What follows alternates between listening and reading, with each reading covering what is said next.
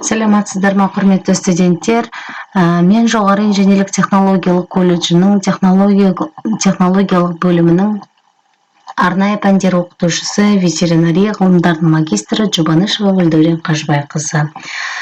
Жануарлар анатомиясы және физиологиясы пәні бойынша кезекті өтетін тақырыбымыз бұл сүйектер туралы ілім. Латын тілінде остеология деген ұғымды білдіреді. Бұл өте үлкен әрі күрделі бөлім болғандықтан бүгінгі өтетін тақырыбымыз омыртқа жотасы, соның ішінде мойын омыртқасы. Яғни мойын омыртқасы жалпы қанға дегеніміз не, сол ұғымды түсініп алайық. Бұл дәнекер, шеміршек және сүйек ұлпалары арқылы белгілі бір заңдылықпен өзара байланысқан сүйектер мен шеміршектердің жиынтығынан айтамыз. Осы үй жануарларының қаңқасы біліктік және шеттік болып екіге бөлінеді.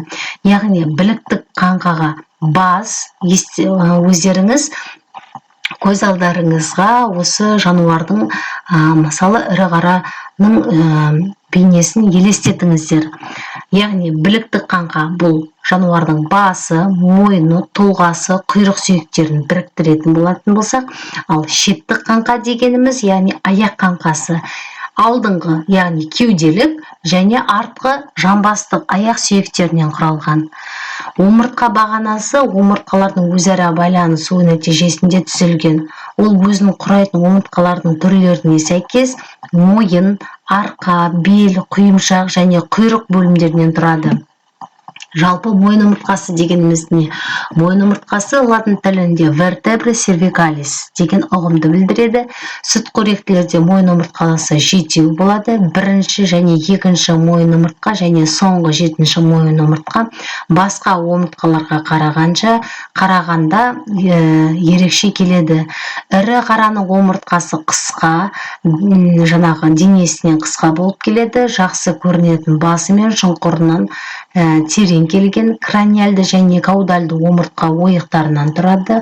Жоталық өсінділері үшін мойын омыртқаның жетінші мойын омыртқасына дейін биіктеледі. Ал краниальды және каудальды буын өсінділері жалпақ, жақсы жетілген, көлденең қабырға өсінділері екіге бөлінеді. Яғни бұл көлденең қабырға өсінділері мен доғашық түбірінің арасында көлденең тесігі болады. Бұл вентральды қыры болмайды. Жетінші мойын омыртқаның жоталық өсіндісі өте жақсы жетілген, көлденең қабырға өсіндісі екі бөлімге бөлінбеген. Каудальды қабырға шұңқыры болады, көлденең тесігі болмайды. Ал шошқаның омыртқасында басы мен шұңқыры жалпақ келген, көлденең қабырға өсіндісінде көлденең тесігі болады. Ал жылқының мойын омыртқасының денесі созылыңқы, басы дөңес, шұңқыры ойыс келген, жоталық өсіндісі өте нашар, ал вентральды қыры жақсы жетілген. Көлденең қабырға өсінділері краниальды каудальды бағытқа екіге бөлінеді. Бірінші мойын омыртқасы, яғни мына суретте көріп отқандарыңыздай, бірінші мойын омыртқасы атлант, латын тілінде атлас деген мағынаны білдіреді. Бұл сақина тәріздес болып келеді. Ол екі доғадан, дорсальды және вентральды төмпектерінен тұрады. Денесі жетілмеген. Омыртқаның каудальды жағында екінші мойын омыртқасына жалғасатын, яғни омыртқаның тістік өсіндісімен байланыс алды. Ал краниальды жағынан шүйде сүйегіне айдар шығынымен байланысатын пішіні эллипс тәрізді краниальды буын шұңқыры болады. Мұны көріп отқандарыңыздай, суретте. Атланттың көлденең қабырғалар өсіндісі жалпақ, жұқа, пластинка тәріздес болып келеді. Ол қанатты деп атайды, яғни қанатында қанат және омыртқа аралық тесіктері болады. Шошқаның омыртқасы қысқа, қанатында көлденең тесігі болады, вентральды төңбегі жақсы жетілген, жылқының омыртқасы ұзын, қанатында көлденең тесігі бар. Келесі. Слайдта келесі суретте көріп отқандарыңыздай, екінші мойын омыртқасы, жаңа айтып кеттік, бірінші, екінші мойын омыртқасы басқа омыртқаларға қарағанда өзгеше, өзіне тән ерекшеліктері бар деп. Екінші мойын омыртқасы аксис деп аталады, яғни латын тілінде аксис деген мағынаны білдіреді. Омыртқа басының орнында тіс немесе тістік өсіндісі болады. Міне көріп отқандарыңыздай, бұл тіс немесе тістік өсінді деп аталады. Осы оның екі жағында бірінші мойын омыртқасымен байланысатын буын беті болады. Яғни мына суретте көріп отқандарыңыздай, бірінші мойын омыртқасына жалғасатын буын беті болады. Омыртқа шұңқыры терең болып келеді. Жоталық өсіндісінің пішіні тік бұрышты, оның қыры, яғни оның қыры деп аталады.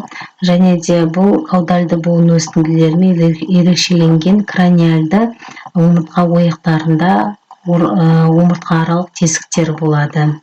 Яғни омыртқа аралық тесіктері.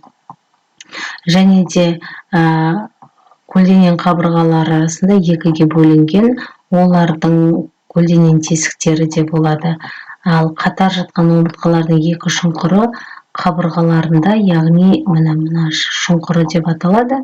Бұл жаңа қабырғаны байланыстыратын терең қабырға шұңқырын түзейді. Келесі, яғни бұл өздеріңізге дәптерлеріңізге анықтамасын түсіріп алыңыздар.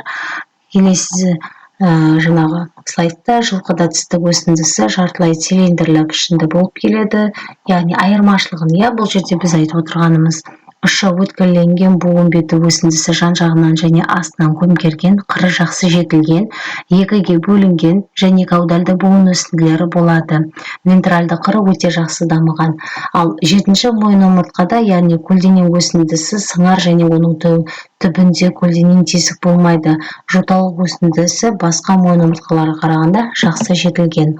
Яғни бүгінгі тақырып бойынша сіздерге үй тапсырмасы ретінде бақылау сұрақтары берілді. Бұл бақылау сұрақтарын өздеріңіз дәптерлеріңізге түсіріп, сұрақтарға жауап берулеріңіз керек. Сонымен қатар, жаңағы көрсеткен суреттер бойынша, бірінші және екінші сурет бойынша остеология сурет дәптерін бастайсыздар, яғни сүйектер, жалпы алдыңғы сабақты да айтып өттім. Сол остеология дәптерлеріңізге бүгінгі өткен бірінші және екінші мойын омыртқаның суретін салып келіңіздер.